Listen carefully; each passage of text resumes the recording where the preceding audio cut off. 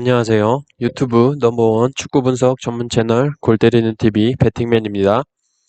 골때리는 가족 여러분, 축구 토토 18회차에서 많은 분들이 좋은 성적으로 등수에 들으셔서 기분이 굉장히 좋습니다. 2등 되신 분까지는 감사하다고 글 쓰신 거 봤는데 1등 되신 분은 아직 없으신 것 같아요. 자, 오늘 이렇게 좀 빨리 여러분들 찾아뵙게 된 이유는 주중에 축구토토 승무패 19회차가 들어왔기 때문에 골 때리는 가족 여러분들 빨리 찾아뵙게 되었습니다. 결론적으로 어제 밤에 제가 영상 하나를 올려드렸는데 축구토토 승무패 18회차에서 투표율 1, 2위, 1, 2, 3위가 최종적으로 바뀌어 있었다. 제가 최종 픽 영상을 올리고 구매를 했는데 그 이후에 투표율 3위가 레버쿠젠으로 바뀌어 있었다라고 말씀을 드리면서 새벽에 샬케와의 경기가 있는데 투표율 1, 2위 경기가 모두 정배 투표율로 적중이 됐기 때문에 레버쿠젠이 부러질 것으로 보인다. 진짜 부러지면 소름 돋을 것 같다라고 말씀을 드렸는데 진짜로 레버쿠젠 경기가 무승부로 부러졌습니다. 저희 채널에서 2등 하신 분도 마지막 샬케 승까지 바쳐서 투폴로 갔는데 무승부가 뜨면서 2등을 하신 거예요. 어쨌든 이렇게 되면서 2020년도 축구토토 승무패 1회차부터 18회차가 끝난 이 시점까지 매회 투표율 1, 2, 3위 중 한 경기는 무조건 부러진다라는 징크스가 계속 이어지게 됐습니다. 또한 5번, 11번, 13번 경기가 동시에 정배 투표율이 들어오지 않는다라는 징크스도 계속 이어지게 됐고요. 그러나 코로나 이후 1번 경기에서 정배당을 받은 팀이 승리하지 못했다라는 패턴은 깨졌습니다. 그리고 코로나 이후 14번 경기에서 홈팀이 정배당을 받으면 무승부가 나오고 원정팀이 정배당을 받으면 원정팀이 승리를 하는 패턴도 깨졌어요. 기본적으로 이 점을 미리 알고 축구토토 승무패 19회차 도전하시면 좋을 것 같고 이번 회차 저는 힘을 완전히 빼고 소소한 금액 4,000원으로 그냥 축구 경기 재미있게 보기 위해서 도전한다 라고 생각을 하고 참여를 할 생각이에요. 여러분들도 저처럼 그냥 소소한 금액으로 참여하셨으면 좋겠습니다. 자, 구독과 좋아요 다들 누르셨을 거라고 생각하고 축구토토 승무패 19회차 최종 분석 및 최종 픽 시작해 보도록 하겠습니다. 1번 경기 강원 대 울산. 강원은 수원과 2대2로 무승부를 기록을 했고 강원은 한 명이 퇴장당한 전북과의 경기를 제외하고 모든 경기에서 실점을 하면서 수비적인 측면에서는 매번 약점을 노출하고 있습니다. 공격적으로는 고무열 선수의 득점력이 굉장히 좋고 전방에서의 압박은 좋으나 후반으로 갈수록 체력적인 문제가 보이는 강원입니다. 반면 울산은 지난번에도 말씀을 드렸듯이 상대 팀에 따라서 강약 조절을 너무 많이 한다라고 보입니다.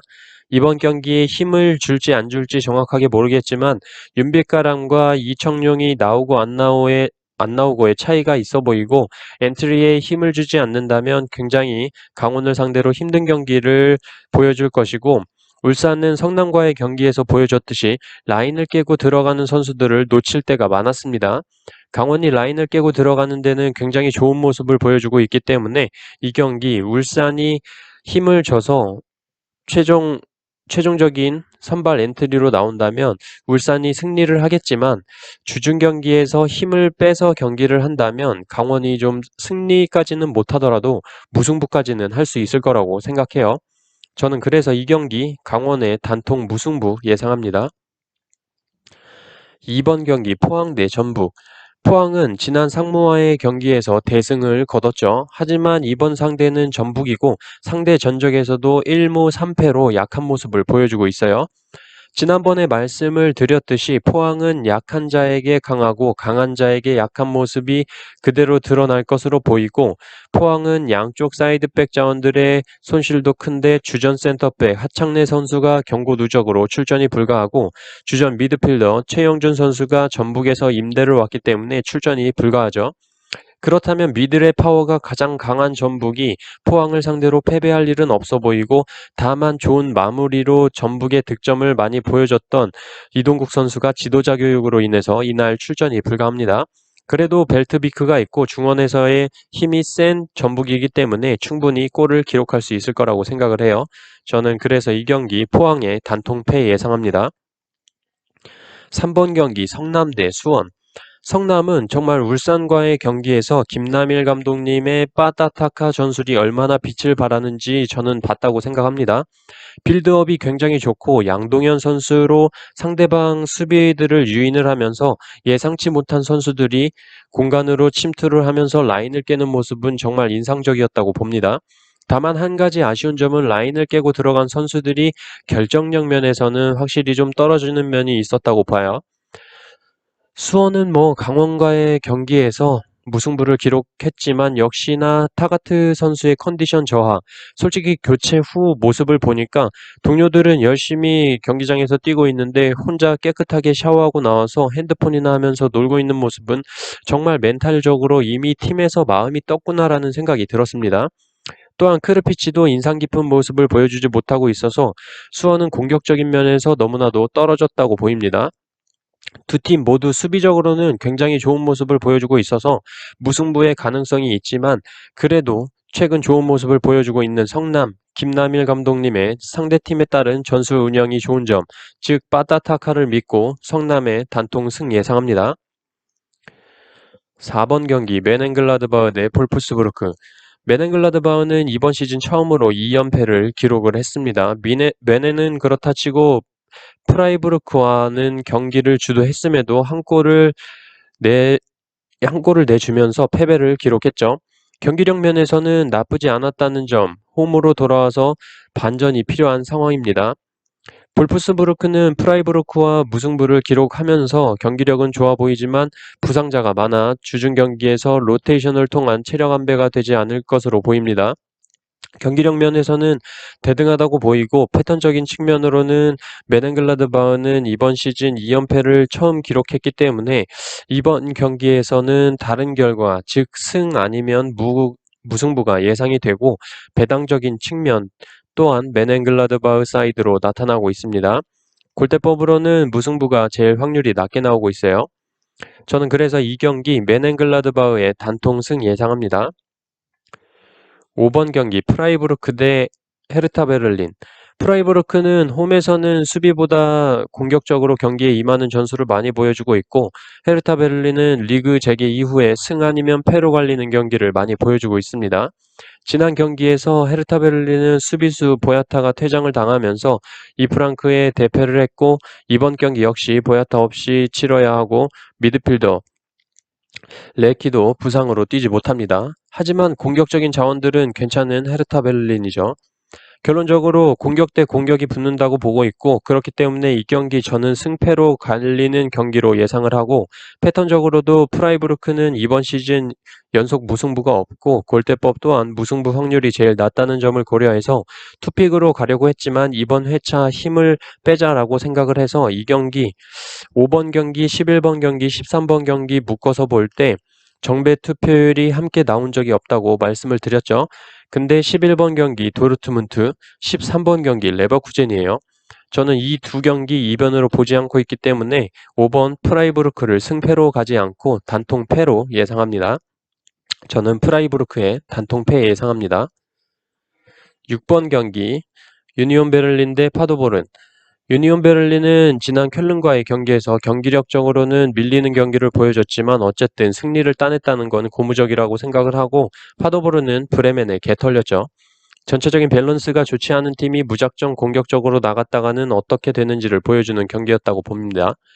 이 경기 유니온 베를린이 그나마 나아 보이고 파더보르는 이제 거의 강등 확정이라고 봐야 할 것 같고, 지난 경기 대패 이후 며칠 지나지 않았다는 점으로 볼 때 저는 이 경기 유니온 베를린이 완벽하게 승리를 할 수는 없겠지만 홈에서 승점을 따내는 데는 무리가 없어 보입니다.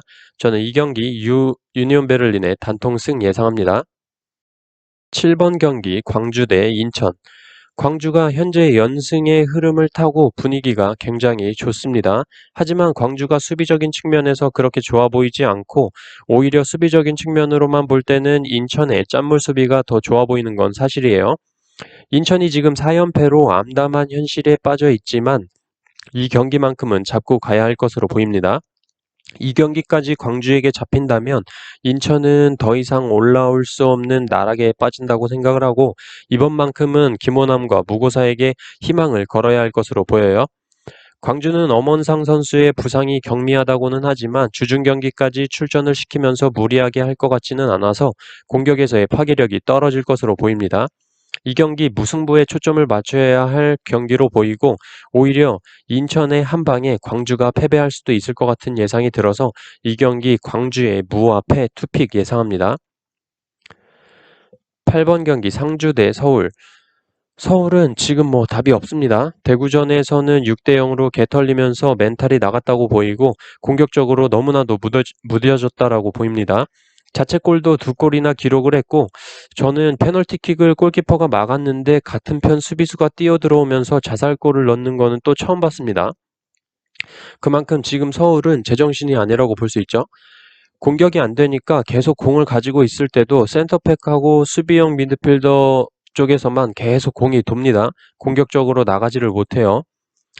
저는 이 경기 상무의 승까지도 보지만 사실 주말 울산과의 경기가 있는 서울로서는 울산 경기를 버리고 상무전에서 승점을 획득하자라는 전략도 있을 것이라고 보이고 하지만 그렇다 하더라도 서울의 공격력으로는 상무를 상대로 승리하기는 어려울 것으로 보여서 저는 이 경기 상주 상무의 무승부 예상합니다. 9번 경기 부산 대 대구. 대구는 지금 김대원, 세징야, 에드가가 살아나니까 굉장히 무서운 축구를 보여주고 있죠. 빠르면서도 중원에서부터 밀고 올라가는 힘이 엄청나다라고 보여서 부산을 상대로 굉장히 유리한 경기를 펼칠 것으로 보이고 부산은 공격적으로 나가기보다는 웅크리고 한 방을 노릴 것 같은데 그게 통할 것 같지는 않습니다. 부산이 대구의 공격력을 버티냐 못 버티냐의 경기가 될 것으로 보이고 이 경기 부산의 단통패 예상합니다. 10번 경기 프랑크푸르트 대 샬케. 프랑크푸르트는 지난 경기에서 상대방 퇴장으로 인해서 대승을 거뒀고 샬케는 레버쿠젠을 상대로 경기력에서는 밀렸지만 1대1 무승부를 기록을 했습니다. 하지만 부상자들이 너무나도 많은 샬케이고 체력적으로도 프랑크푸르트에 비해 회복할 시간이 부족했다는 점을 생각해야 할 것 같습니다. 다만 이 경기 패턴적으로 볼 때 샬케는 이번 시즌 2연속 무승부를 기록 시에 그 다음 경기에서는 무승부나 승리를 기록하는 패턴을 보여줬고 골대법으로 볼 때 무승부와 패배 확률이 동일하게 나오면서 프랑크푸르트의 무와 패를 가리키고 있습니다. 저는 그래서 샬케가 승리하기는 어렵다고 보고 무승부 생각이 들고 있어요. 저는 그래서 프랑크푸르트의 단통 무승부 예상합니다. 자, 이번 11번, 12번, 13번 경기 같이 한번 말씀드려 보겠습니다. 2020년 1회차부터 18회차까지 투표율 1, 2, 3위 경기 중에 한 경기 이상은 무조건 부러졌었다고 말씀을 드렸죠. 그 패턴이 아직까지 이어지고 있고 지금 투표율 1, 2, 3위가 지난 회차처럼 마지막에 바뀔 기미가 있어 보이는 확률이 아니라 독보적인 투표율 1, 2, 3위이기 때문에 저는 이 세 경기에서 한 경기 부러뜨릴 예정이고 여러분들도 이 세 경기 정배로 가져가시면서 투폴로 한 경기 정도는 부러뜨리는 걸 추천드립니다. 저는 개인적으로 라이프치히 경기를 부러뜨릴 예정이에요. 일단 리그 재개 이후에 홈 경기에서 승리가 없습니다. 3승 3무로 원정에서만 승리를 거두고 홈 경기는 모두 무승부를 거뒀죠. 또한 상대팀 디셀도르프는 지난 도르트문트와의 경기에서 보여줬듯이 강팀을 상대로 잘 버텨주는 모습을 보여줬다라고 보이고 라이프치히 승리가 당연히 가까워 보이긴 하지만 저는 라이프치히 경기 승과 무 투픽으로 가보도록 하겠습니다. 11번 경기 도르트문트는 홈 경기이기도 하고 마인츠가 도르트문트보다 주말 경기를 늦게 했기 때문에 체력적으로도 불리할 것 같고 마인츠는 리그 재개 이후에 한 경기를 제외하고 모두 실점을 하는 수비적으로 약한 모습을 보여주고 있기 때문에 도르트문트가 공략하기에는 쉽지 않을까 생각하고 13번 경기 레버쿠젠 경기는 최근 원정에서 1대1로 비기긴 했지만 막강한 화력을 자랑하는 레버쿠젠이고 하베르츠는 주말 샬케전에서 부상 복귀하면서 공격에 힘을 더했다고 보입니다. 반대로 켈르는 공격이 그나마 괜찮다고 보이지만 수비적인 측면이 너무나도 좋지 않기 때문에 레버쿠젠을 상대로 하기에는 수비가 너무 좋지 않아 보입니다. 저는 그래서 이 경기 레버쿠젠 승 예상합니다. 결론적으로 11번 도르트문트 승, 12번 라이프치히 승 무, 13번 레버쿠젠 승 이렇게 예상합니다. 14번 경기 아우크스부르크 대 호펜하임. 아우크스부르크는 마인츠 원정에서 전반 초반에 골을 넣고 잘 버텨내서 간신히 승리를 거뒀습니다. 경기력 자체는 밀렸다고 볼 수 있는 경기였고 호펜하임은 직전 경기 라이프치히와의 경기에서 패배를 기록을 했죠. 결정력 면에서 밀렸을 뿐 슈팅 숫자는 20개가 넘는 슈팅을 기록을 하면서 라이프치히를 상대로 선전했다고 보입니다.